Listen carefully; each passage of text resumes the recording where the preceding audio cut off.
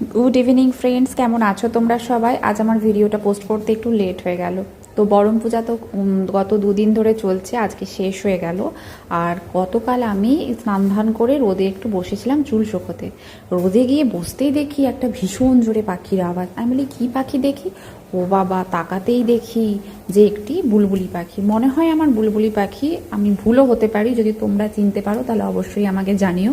আর রোদ্দুরটা দেখো কি সুন্দর রোদ উঠেছে। আর পাখিটা কন্টিনিউ বসে শুনতে পাচ্ছ তোমরা কি জোরে জোরে আওয়াজ করছে। আমি কতক্ষণ ক্যামেরা নিয়ে দাঁড়িয়ে থাকলাম, মানে উড়েও যায়নি কিছু না। এই ব্যালকনিতে সচরাচর আমাদের পাখি বসে না, আমার শ্বশুরের ব্যালকনিতে অনেক বুলবুলি পাখি এসে বসে। আর দেখো ঘুড়ি, এত ঘুড়ি উড়ছে, মাইক বাজছে। আমাদের বাড়িতে কত ঘুড়ি পড়ছে, কিন্তু ঘুড়ি ওড়ানোর আমাদের বাড়িতে কেউ নেই। আর ব্যালকনিতে দাঁড়িয়ে আছি, এত সুন্দর লাগছে। দেখো পাখিটা এখনো পর্যন্ত দাঁড়িয়ে আছে। তো যাই হোক, আমি এখন বসে আছি রোদে। চল